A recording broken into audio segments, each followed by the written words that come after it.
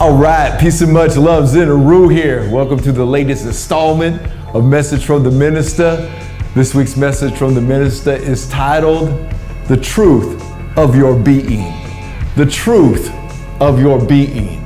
I want to welcome you all here. First and foremost, thank you for being here. The truth of our being, let's start here. The truth of our being is that we're experiencing this place that we call time and space. You know, I'm in this room, in this building, and you're wherever you are seated in my so-called future. You're seated down somewhere from the future of where I am right now, but somehow I'm there right now in your future. And no matter how far away you are, you're here with me now in this room, and I'm there with you now in the room. And why is that? Because the truth of our being is that we are spirit. We are made of spirit. And something I realized this week was that how judgmental the idea of spirituality can be. Because it's like we look at the spiritual and then we talk about the physical experience, and the spiritual is this invisible force, and then we find out spirit is breath, so breath may be invisible, but we can see the visible breath being breathed in and out, moving the lungs and animating the body. So what isn't spiritual then? What about our expression, our existence? What about you isn't spiritual? Now remember, spiritual doesn't always mean good. Spiritual can also be, there's what people call evil spirits or demons, and then what people call good spirits, angels. So to say that everything is spiritual, all of this body is literally spiritual. This matter is going to last forever in some other form. It's going to break down and rebuild itself, the cells, the structure, all of that. This body will be compost one day, and worms will eat it, and my blood nourish, the roots. So the energy being eternal means that everything about us is an eternal being, is a spiritual being. Doesn't mean everything's good. And it's come a long way to where nowadays, like, spirituality is associated with everything good. Everything that's spiritual is good, and then everything that's physical is bad. From the modern perspective of where spirituality is like kind of arrived with itself. Not all of spirituality, not people who are, but just the mainstream idea of what spirituality is. And it's a very tricky situation, because what happens is people are calling good evil and calling evil good, based on that, spiritual is always good. But people be using magic spells and invisible things and metaphysics all the time towards evil. It's called advertising. It's called the mainstream media. And there's, of course, evil people out there doing ritualistic things to mind control citizens of the world. And as I was walking this weekend, I was like, this physical body is spiritual. Like, it's always in flux. It's always moving. It's always changing. It's doing things on its own that, like, our body is doing things we're not even consciously aware of. So what does that make us as the truth of our being? And this is just one of those talks that we just want to get our mind more and more, unlearn what we've been taught. Well, really what we've been domesticated and forced to learn in the school systems and just in society in general, starting with that we are physical beings made of matter and material, and there is no God. And sometimes there is a God, but we're still here in this sorry human condition. We're born into this sorry human condition. You're a born sinner, boy. Or the science, you're just a worthless speck of dust on a worthless speck of dust hurling through outer space with other worthless specks of dust that doesn't have any meaning at all.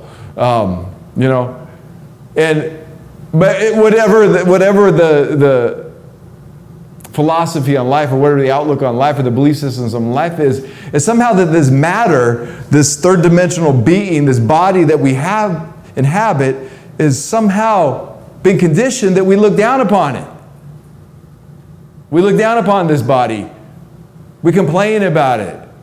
We prepare for leaving it.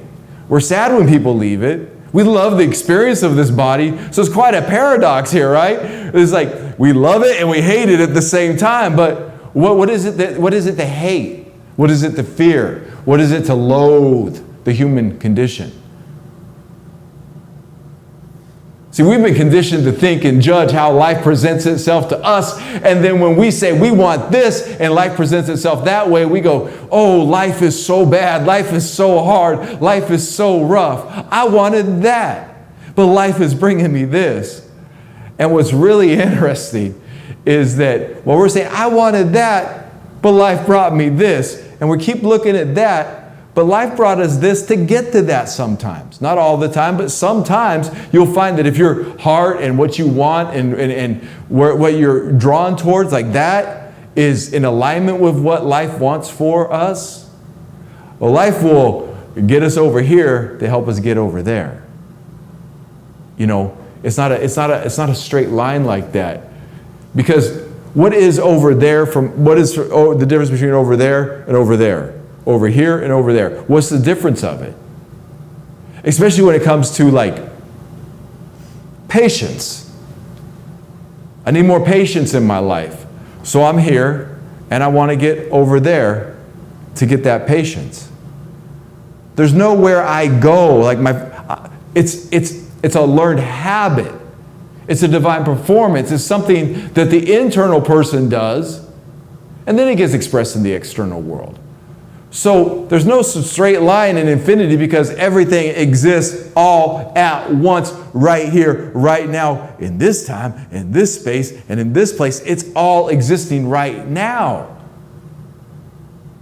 So over there and over here. Now there does come a time where life is saying, you need to actually drive over there or live over there. You can't be here anymore. You got to go over there to get where you need to go. And that accomplishment might be picking up the mic. It might be, getting a new car. It might be, moving to the house of your dreams or whatever that may be. But the experience itself is always with you wherever you are. The experience itself is here. It's not out there. And I would say this outside of us is experiencing us as we're experiencing it, because we're all the same thing. It's the same thing. It's all just the experience itself. And what is the truth about our being then? What are we really made of? Flesh and blood, or are we made of energy? Now, as a hip hopper, my life as a hip hopper has been about the decolonization of my mind and those around me too, those who are watching this video. And the decolonization of the mind, it does have to do with learning new information, but it also has a lot more oftentimes to do with unlearning what we've been trained to learn. And in that unlearning process, what gets uncovered is our natural being that's always with us all the time. And to uncover that natural being or to unlearn that process, we might learn meditation. Okay? So we learn meditation so that we can, as we sit in meditation, it helps us unlearn old thoughts and old patterns and old habits and belief systems of the past that don't serve anybody because they're not true. And when people believe a lie, they live the lie. We've all been there. Like you can't have not been there and you're not watching this if you never actually believed a lie and lived a lie. Or you might be doing it right now. And what I mean, the be a lie is to live a lie, or you live the lie that you're told, or you believe it, and then you start kind of being the lie. Well, we're conditioned to think, I used to believe the lie that I was a born sinner. Born sinner. You're born into sin. And the lie is, there is truth in that. We're born in a world where people sin. We sin. Selfish, inconsiderate needs, stepping beyond our boundaries. Not the inquisitional, point of view of what sin is, but like what it really is. It just means to overstep one's boundaries, to cross boundaries. It's to do the wrong thing when you should have done the right thing, and then evil gets into evil gets into a whole other thing. I'm not excusing people, the actual evil that's in the world, but the point being is I was told you're a born sinner. Everything, if you think it, you're a sinner. Everything you do is a sinner. You're a sinner. You're a sinner. You're a sinner, and there's nothing you could do about it. And so I used to I would feel so guilty about the most minute things, that somehow life is presenting itself in this way. And you go through this life with this sense of guilt, like I'm a born sinner, I'm worthless. God shouldn't even created my wretched self. And I mean, that's one heck of a way to live, right? And I believed that lie. And so believing that lie, I lived that lie, and I created a reality that reflected that lie. And with the reality that reflected that lie was the institutional life I had built for myself through jobs and payments and houses and friendships and alcohol and partying and even music. Like all these things just kind of came with, like the ready-made package. Then hip-hop came along, right? Now hip-hop came along at a young age, so they both coexisted at the same time. But when I'm listening to hip-hop music specifically, I'm getting an empowering message. You must learn. The message of Grandmaster Flash and the Furious Five. Listening to Rakim, Public Enemy. These are coexisting at the same time, but I'm outgrowing the idea that I'm a born sinner as I get a little older and I start discovering other philosophies. When I start reading the Bible for myself even and saying, wow, wait, like this message Jesus is preaching right here, saying something totally different about my nature and who I am, and who we are, and what we're capable of. But that lie was of still believing that. It becomes like a prompter in the subconscious mind. So it's always prompting that idea. You're a born sinner. I'm a born sinner. I'm a born sinner. And it would just keep going over and over. And it's not like I thought about it all the time, but the subconscious program was running all the time. And so I was creating a life for myself that in all actuality was a sin, because I was in denial of who I really am and what I really am about. And well, how many of us are doing that or have done that at some time?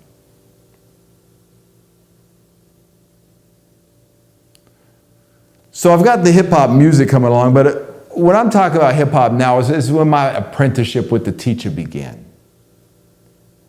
I always use the analogy of Neo leaving the Matrix after he's met Morpheus. I thought it was interesting that Morpheus is played by Lawrence Fishburne, and the teacher's born name is Lawrence Parker. Just interesting side note there. So while I'm leaving the Matrix, and I met the teacher, and he's like, yo, Zin. And I've been getting his teachings, but face to face, yo, Zin, do you know what you're capable of? You can become anything you want. Like, what is it you want to be? Who is it you see yourself as? But how do I know, teacher? What is it? Well, what does your heart tell you? What does your soul tell you? What's your spirit urging you towards? Because we're talking in English here, so we say you can be whatever you want, but what do you want to be? I want to be a lizard person. I want to be a barber. I want to be, what is it that people want to be? And then sometimes people will be something and then still not feel satisfied, because before you could be, you have to know who you are. And once you know who you are, your being just automatically just starts reverberating out, and you're just being. That's it. You know who you are, so you're just being. It was a good time when teacher asked me that question because, I started thinking and tuning in like, I'm here. I love the Temple of Hip Hop. I really care about this organization, this ministry archive, school and society called the Temple of Hip Hop, and this vision that the teachers put forward in the Hip Hop Declaration of Peace and this new civilization of earth, this heterogeneous culture of all these mixed cultures coming together where we're judged by the content of our character and not by the color of our skin. I'm like, I feel that. I feel that. I'm going to keep being that. I'm already that. I'm being that. I'm in alignment with that. So, still creeping in the back of the subconscious mind, you're a born sinner, Zen. You're a born sinner. You're a born sinner. From who knows where that echo and reverb came from. Like, who first spoke that out? And then, the people afterwards started walking around being that. And I mean, their version of it, at least what I thought a sinner was, a hopeless sinner as a child taught to me by the Protestant church. And no disses, I actually have a higher understanding of that, but I mean, when you're running a program that you're a worthless, wretched being, you're going to create a life that just feels worthless and wretched, and you're just not going to love it. That's all there is to it. But when all of a sudden you're like, I'm an eternal being. Oh, I am hip hop. I am intelligent movement. I am up to date, current, important, usable intelligence.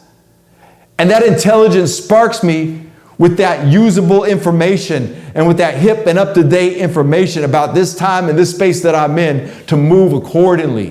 What's my purpose? There's so much to the purpose, and then the action comes. And you go, all of a sudden now, the subconscious programming, instead of running, you're a worthless sinner, is, I'm an eternal being. I'm a worthless sinner to I'm an eternal being. I'm a worthless sinner to I am hip hop. I'm a worthless sinner to I am intelligent movement springing forward. And this is why philosophy is very important. And this is why those who are struggling in life should first check their life's philosophy and realize that those things that we learned as our kids may not be at the forefront of our mind, but the subconscious prompters are there. But the subconscious becomes conscious when we look at it. So it just takes time and meditation and prayer, meditation, affirmation, prayer, the map, study, maps. It takes time to kind of just sit there and examine what one believes. I tell this story sometimes.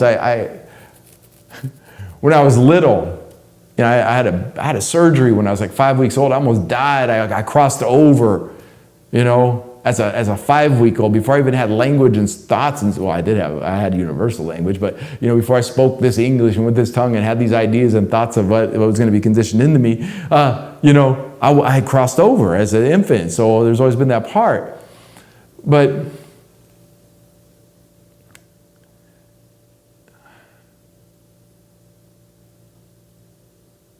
man, that just took me somewhere else. I'm sorry. My last train of thought just left me there, and I want to return to where it was.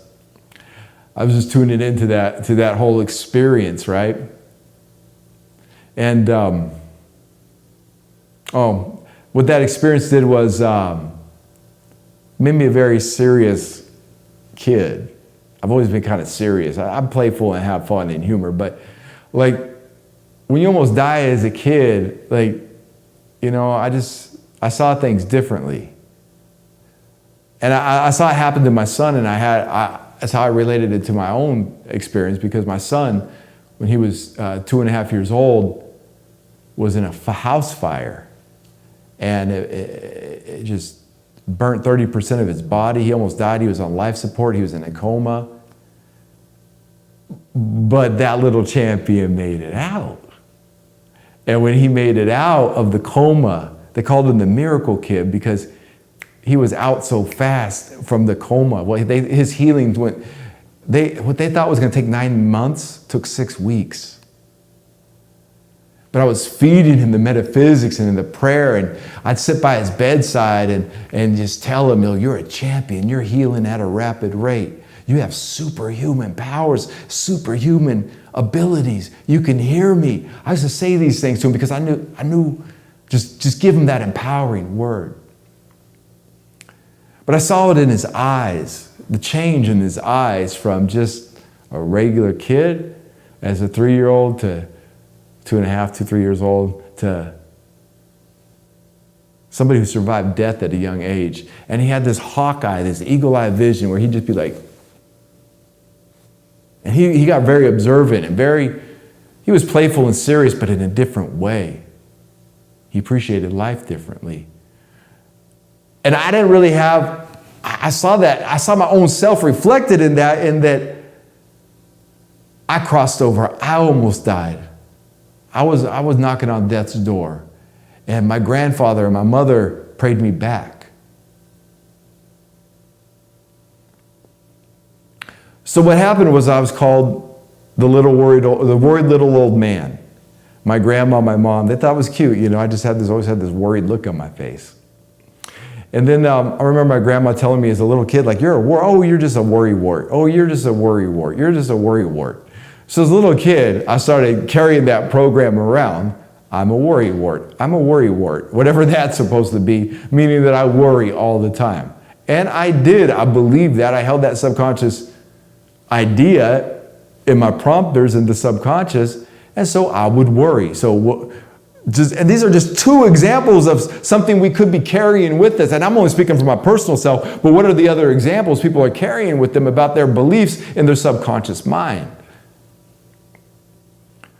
So, I don't know, somewhere around, it's just so funny, like, I Am Hip Hop came along, 2005, 2004, I made that proclamation to my friends, and I started, touring with the teacher in 2005.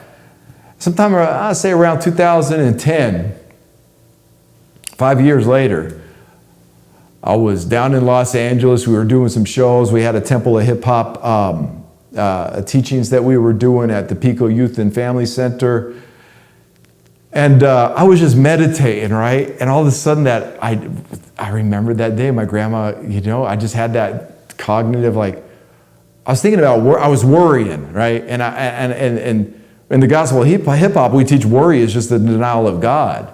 And so I was like, I'm worrying about stuff. I'm like, I can't be in denial of God. I'm worrying about too much. And I mean, I'm in a no money, sleeping on a floor with two other people on a floor with a pillow and a blanket on a hard floor, sharing a bathroom in a 2-bedroom apartment where we just rented 1 bedroom. And we're sharing like a bag of chips and bean dip for dinner. That's it. And there's 3 of us, grown men, right? And so I'm like wondering, where's the food, where's the money, where's this and that coming from? But I'm worrying about it. Knowing God's going to provide. Knowing that. Still worrying, but knowing God's going to provide. Why? Because, I started asking myself that. Why am I worrying all the time? And I'm in meditation, and all of a sudden I was like, oh yeah, I'm a worry wart. And then I said to God, God, can we just remove what that means? And can we just have a new prompter that says something else like, I walk in God's faith effortlessly, or whatever that prompter is. I effortlessly walk in my faith is eternal, or my confidence in God is unbreakable, or I always have exactly what I need exactly when I need it. That's a good one. So I went from worrying to I always have exactly what I need when I need it. And that was dope because all of a sudden I just stopped worrying, right? So the point being here is the truth of our being is that when we really get down and examine what could be holding us back in life, we just find these prompters, we just find these suggestions, these bad stories or something somebody put on us when we were kids, and they didn't really mean it like that. They didn't mean to put a curse on us. Is what it is a curse. Not done in vengeance or with evil intentions, but nonetheless it had a lasting effect. So we should be careful what we say to children, right? Never call a child a worry wart,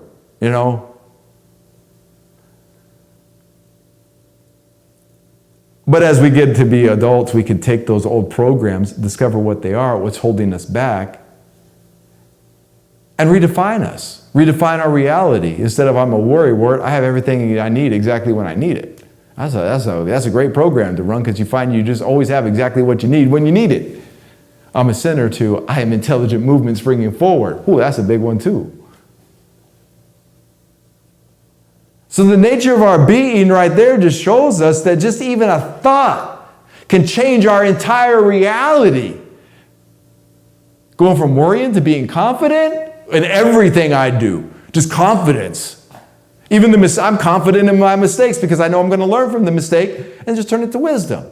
So we can be confident in our mistakes, knowing if we're going to turn them into wisdom. That's not worry, that's confidence. Not worrying about every little mistake that we make and Because the world is like all about, oh, you making a mistake, oh, you missed a payment, or this, or we're going to take. Oh, you made a mistake, you're going to go to jail. We got a gun here, we can kill, because you made a mistake. Always this threat of violence. So we got to build something better then, right? We got to build something better then for our kids.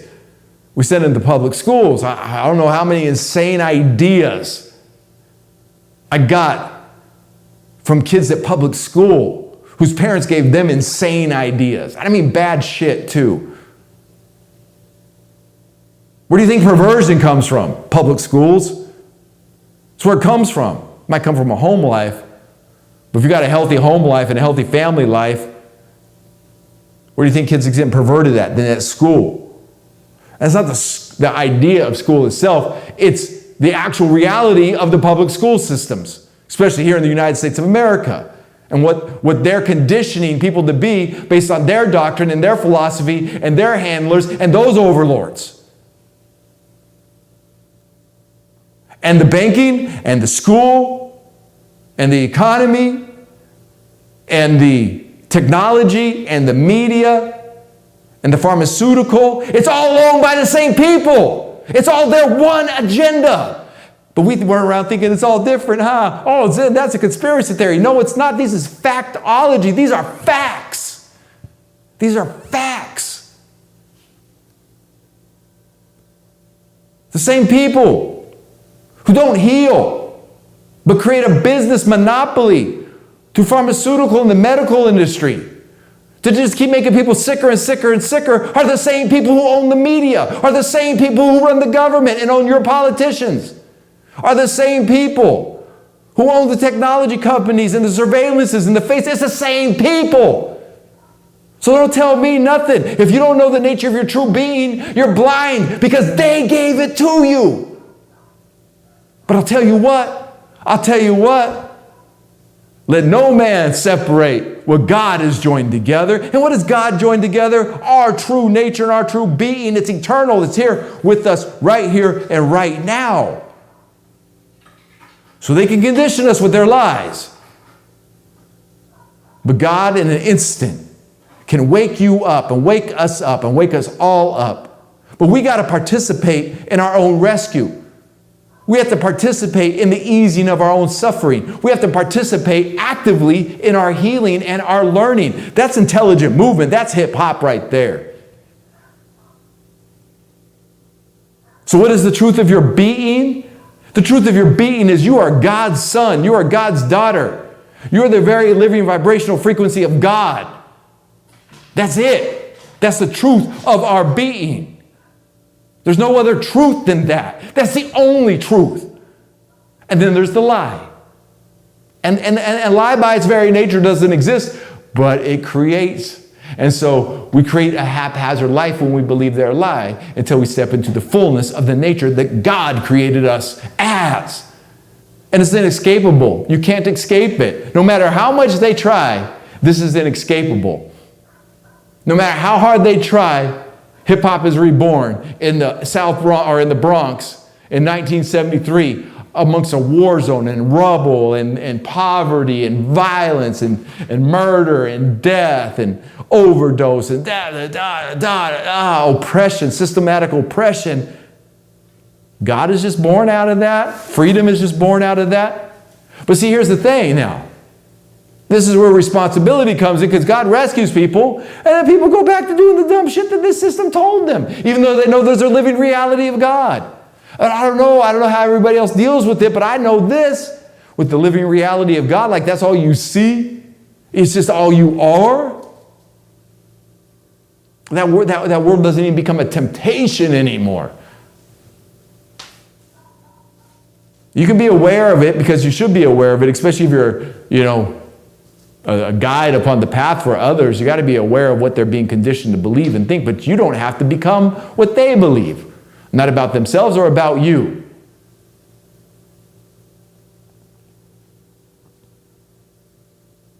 I was thinking this week too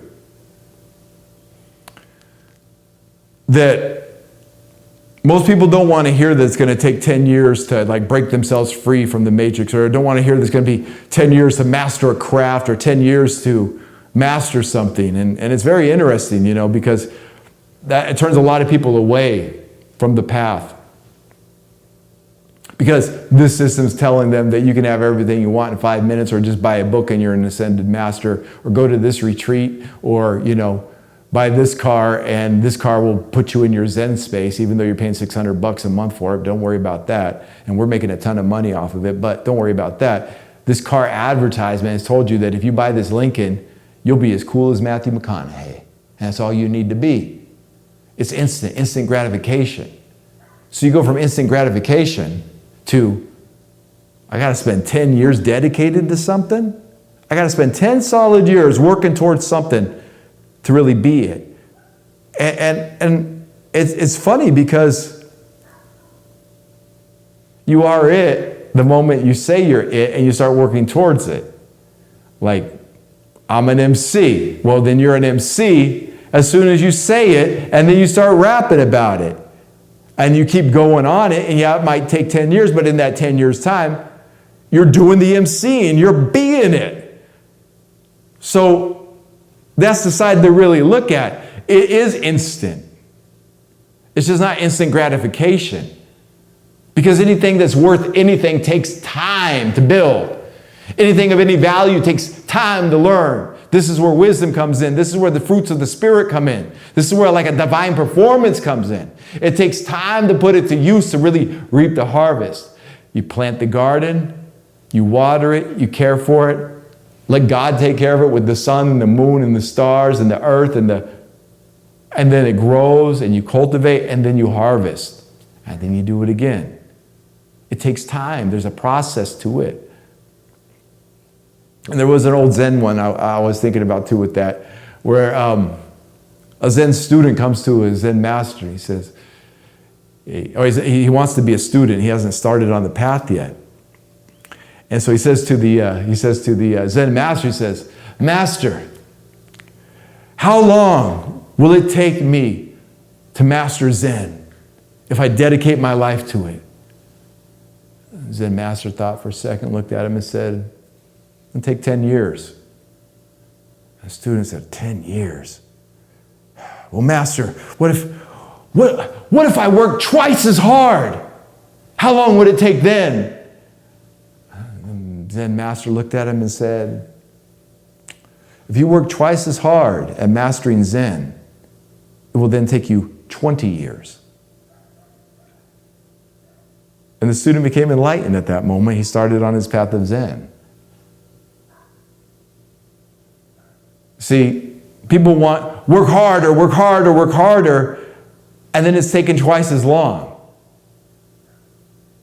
So what I'm saying here, and what I want to show, is that there's a way to speed up the process in all of us, and that's just go straight to God as the center, as the core, and the vibrational foundational frequency that we were created as, and start tuning into that, the truth of our being, the truth of your being. Get right to that core truth. And then the prompters that you got to change will come in, and you could change those. Because it's all you are. It's all we are is the core truth all the time. We're just distracted from it. So we forget about it, or we're just distracted from it. It keeps bringing us back and reeling us back. But once we just become that, all the other little shit starts taking care of itself. So then the mastery Yeah, it may take 10 years, but those who are working twice as hard as you at something, it may take them 20 years. Go with the flow. Learn to pace yourself. It takes time. And when people are in a rush, they try too hard and they make too many mistakes. They do too much and it takes twice as long. You don't got to be like that. We don't got to be like that. Yeah, you have to work. You've got to work towards your goals. If you were an MC, you have to work on writing your rhymes. I say it every week. Whatever it is you're doing, you have to work at that. It takes time to do that. It takes time to cultivate. But those who are trying too hard, they're wasting a lot of time. And we see that all over the world. The overachiever or the non-achiever. No, it's just being. Being is the achievement. Being is the goal. Because once we're being, I'm always going to be being. And I've never not been being. That's the other side of it too, or the other piece of it. You've never not been being your true self. Even the distraction is part of your true nature. But it's being exploited. Your nature is being exploited in that way. Through the media, through what I was talking about earlier. So the truth of our being, the truth of your being, especially if you say I am hip-hop, well, the truth of our being then as hip-hop is intelligent movement springing forward. And not just intelligent movement. I mean, when you say intelligence, hip means to know. It's a form of awareness. Not just to know just anything or awareness of anything, but awareness and knowing of a knowledge that is pertinent to who we are and where we are going. And what knowledge is relevant to us and our situation here in this time and this space. That's the hip of intelligent movement. So we say, I am hip hop. And then we get right to the core, like I said earlier, of the truth of our being. And then that's where we get into this truth of our being is that what is that hip-hop? What is that intelligent movement? The creator, the creative process, the G-O-D, the higher self. And it's not easy for everybody to do, but for the future, it can be easier when we're building our own schools and we're teaching this knowledge on a regular basis to kids. It's fantastic to teach it to kids. Not maybe the depths of what I'm saying here, but to teach a child that your intelligent movement is springing forward, and that just becomes the prompter of their whole life, as opposed to, I'm a worried, helpless, worthless sinner. Quite a difference. Quite a difference that makes. What a difference a day makes. I don't remember it's an old ad or something is, what a difference a day makes. Interesting. But what a difference a day can make in our lives, because sometimes it just takes a day to turn our lives completely around. Yeah, it's a decision we make in that moment, and then just spend a day to turn your life around. Spend a whole day. Just take a day off and say, I'm turning my life around. And because I'm going to center on my life here, and I'm going to just, I'm going to go in that direction now. I'm going to just take a day off and just focus myself in the new direction that I need to go in. So let's not make it too hard, but let's not be under the illusion that it's easy either. It just takes work. You want to get stronger, you lift weights. Getting stronger, I'm lifting weights. I'm getting stronger. You want to get stronger in spirits? You got to put the heavy weights down. You got to put the worry down. You got to put the old bad ideas out there, the belief systems of I'm a sin, I'm a born worthless, wretched sinner. Like you start letting go of that, you start letting go of those heavy ideas and those heavy things, you get stronger in spirit. We get stronger in spirit. What is the truth of your being? Well, the truth of your being is perfection. You may not be living it, you may not even be seeing it, but the truth is perfection. And perfection is God. And truth is God. God is truth. I'm going to read from the Gospel of Hip Hop tonight. We're going to read from the Inner City. And I know I've read from this. This is just the part I like to go back to. And in the fifth overstanding, the Inner City. You know, my gospel's all highlighted up and underlined and stuff. And so, you know, you see it when do these messages from the ministers. So to me, what's always very interesting is that the same reading can produce a different lesson, right? The same reading can produce a different lesson. So when you get good, useful knowledge in your life, it's good to revisit it. Look at it again. What is new in that you can receive? You know? What's new in that you can receive? Even though you may have read it 10 times and then all of a sudden you read it again and you see it in a new light, in a new sight, in an updated, ever-evolving conscious awareness. So I'm going to put it up here on the screen. And if you got your Gospel of Hip Hop and you want to open it up, it's on page 291, the fifth overstanding the inner city.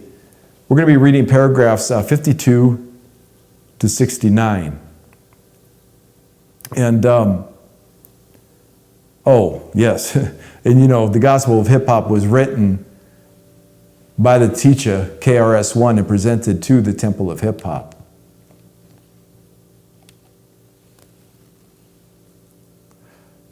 The inner city. We're going to start here on chapter 52. But because of who you are and the way in which you have freely chosen to conduct your life, you have died to your material reality only to be resurrected to your spiritual reality. The things that you took pleasure in before as a human being, you must now set aside for your completion and enjoyment as a spirit being. Take courage in this overstanding and allow it to strengthen you. It is the truth. Those who walk in righteousness and love speak with care. Fight against oppression and corruption. Cannot be bought or tempted. Hear no gossip or schemes of evil. And seek not to cause conflict and war. Are blessed beyond blessings. They are guided, fed, clothed, taught, promoted, advertised, and protected by truly divine forces. This right here, my nobility, this is so important. You have to understand this because you may be giving up inspirational living towards yourself. You may be feeling guilty because you're failing to live up to the standards of the oppressor. But check this out. We're talking about who your true nature is. And in that true nature, you're not hearing no schemes of evil. You're speaking with care. You're fighting against oppression and corruption. You can't be bought. You can't be tempted. You're hearing no gossip.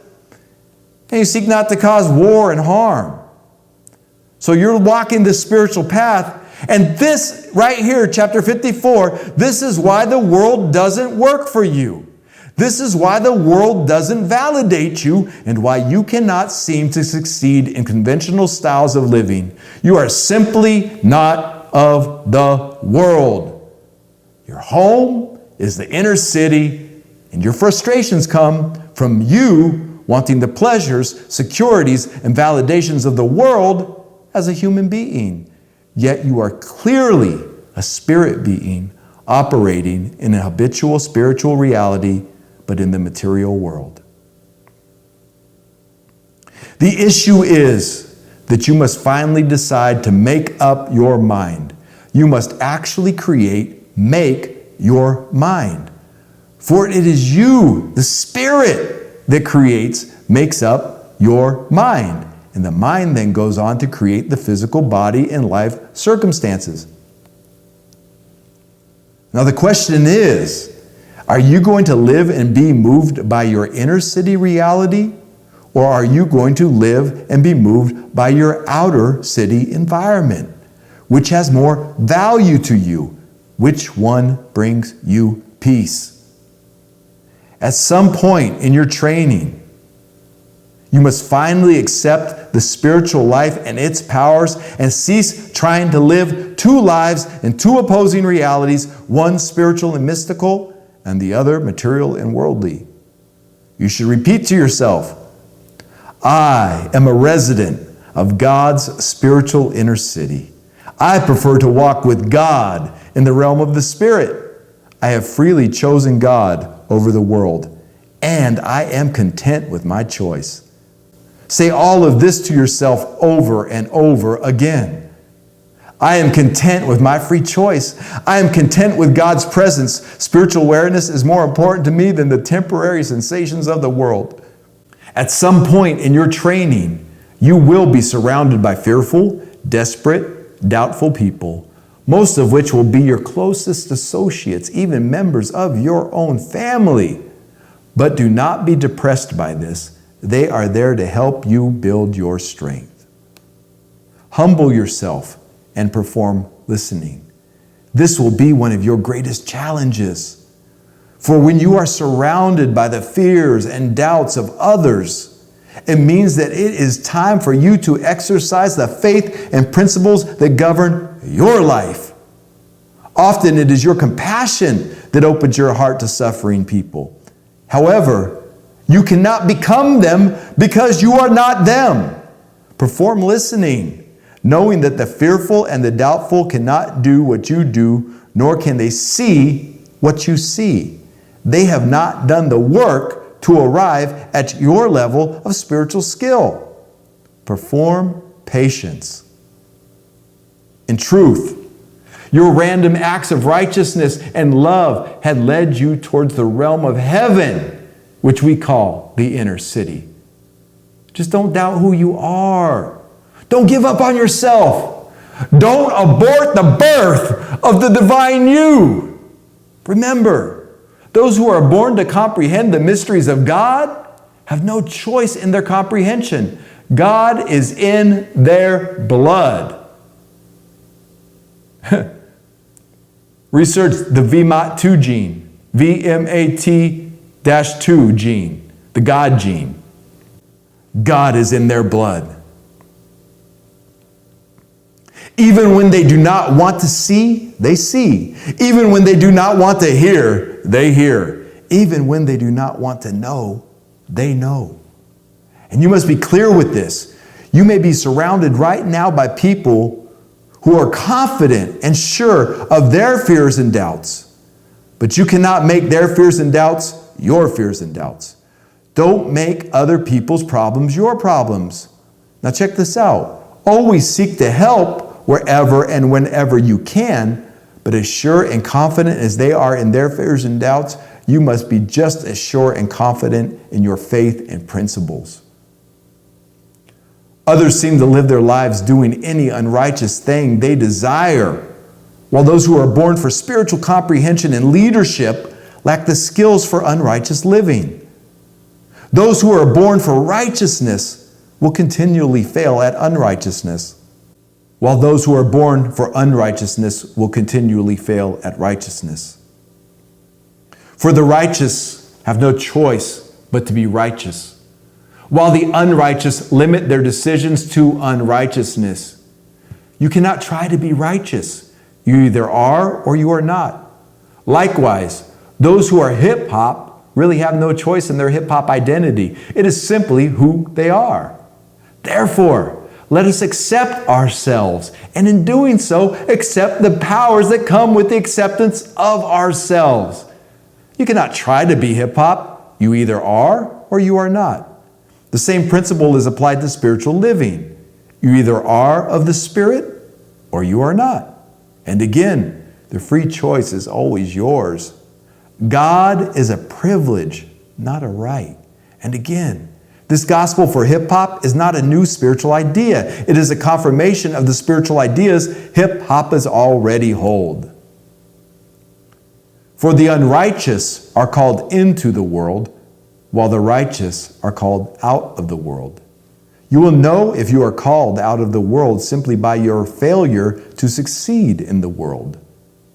Those who are successful in the world have been called to do so by the world. And likewise, those who are hip-hop are called for that purpose. Be yourself. Envy not the riches and or longevity of those cultures foreign to your own. Respect the beliefs of all believers, but put no faith in those beliefs and traditions that do not respect the experiences of your life. Be and enjoy yourself. Learn from the history that your God has made for you. Live your hip-hop tradition, and it shall become real for you. Respecting and even learning the traditions and basic teachings of all cultures expresses one's maturity and wisdom. But denying and or neglecting the truth of your own being, there it is, to associate with foreign cultures and beliefs expresses one's immaturity. Be yourself. And if you are hip-hop, don't front. Be hip-hop. For the righteous hurt themselves envying and chasing the successes of the world, while the unrighteous hurt themselves envying the victories of the righteous. At some point, the hip-hopper must evaluate herself and be reborn to the path which she is prepared to commit to. All paths lead to the one God. The heart does not lie. You know exactly who you are and what you truly desire. Be not ashamed of your past or your future. Neither of them are exclusively yours.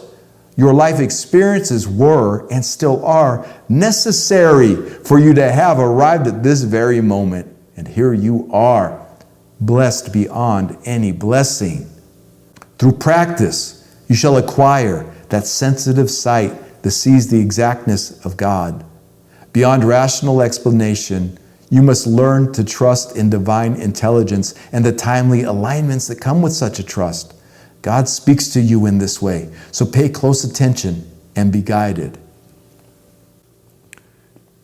Listen closely and be guided to the instruction of God guiding our direction. It's really that simple, my nobility. It's really that simple.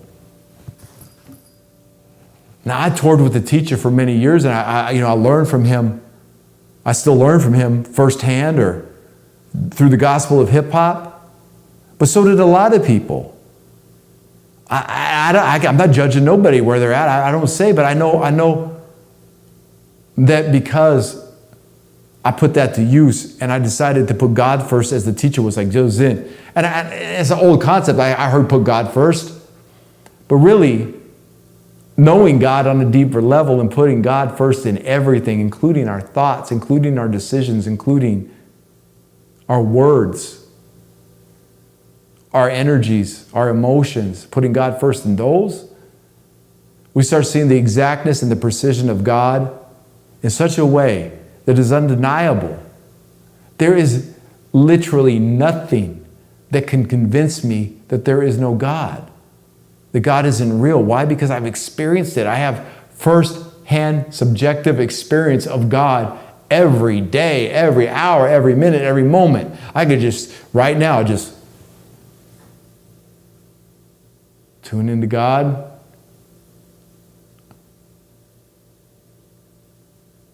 Wow. And I'm just grateful. As tuning into God, I'm just grateful for the gift of life. You know, the gift of life. The hardest times were temporary. The easiest times, temporary. This whole experience is temporary. But there is an eternal part of this temporary experience.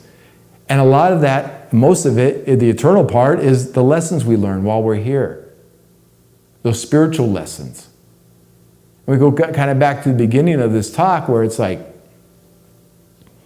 we were conditioned to believe this is a material reality. And we talk about in the gospel of hip-hop symbolically, but this is spiritual reality. If I'm having only a spiritual experience right now, then this whole experience, including the body, is spiritual. You know? And this is our true nature. The truth of our being, the truth of your being, the truth of your nature, the truth of who you are. Let's be what God created us to be, and let's build that future for our children to know that. We give the children those belief systems. I'm content with God's excellence right now. I'm an excellent being. I perform excellence wherever I go. I'm a wholly integrated people having omnipresent power. That's who we are. These type of affirmations going on in kids' head, oh, wow. Everything, I always have exactly what I need when I need it. Like those kind of affirmations for our children. And what we could teach them and other people's kids and other people in society, like God's children, let's just say God's children, since we're all God's children, those kind of affirmations, those kind of things that we could teach and go out in our communities and preach about and inspire with, that's what I'm here for. I'm hoping that through this message is from the minister, that I inspire others to inspire others. You know? I'm hoping that I'm inspiring you to inspire other people. And for starting with starting with you. You start inspiring yourself. It's so easy to inspire other people when you're inspired yourself. When you have an own inspiration, and it's just like, oh, I'm inspired. I always have new ideas and new thoughts and new things to work on. Like I'm just inspirational like that. And it's not me, it's God. God gave it to me. God and other people have inspired me, and so pass it on. You know? So somebody could study these techniques and then add their ideas and what they've learned from watching Message from the Minister, or what they've learned from studying the gospel of hip-hop, and then perfecting their craft and their skill and their sight and what they're bringing to the table. And that's what hip-hopia is. It's a shared idea. You know, it's the mystical inner city is hip-hopia. And the more we live that within us, the more we create it in our outer environment. And you know what, my nobility, I just feel like the message is complete right now. I just feel like that was just straightforward to the point lesson. The truth of your being, the truth of who you are is God, is your, like the living breath of God is you. You're the living breath of God. And once you get to that, all the other stuff just starts taking care of itself. And you're gonna have to do work. You're gonna have to go through whatever it is, the dark night of the soul. You're gonna have to put in the time. You're gonna have to put in the concentration and the focus. But when the focus is God, all those other things just come, and you just become this transmuting machine. You unlearn all those old ideas that you don't need to hang on to anymore. You reprogram the subconscious with powerful affirmations that are true. You stop living the lie. You don't enable the lie anymore. You just start living the true reality of what the truth is. And the truth is God created you with the truth. You don't got to go anywhere else. It's there with you right now. You don't have to buy anything. You don't have to, it's with you all the time. And so you just tune into that force, which is with you all the time.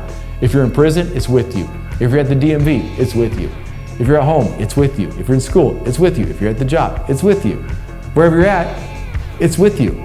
Always. It is you. So you can tune into it in any circumstances at any time, no matter what else is happening. Isn't that wonderful?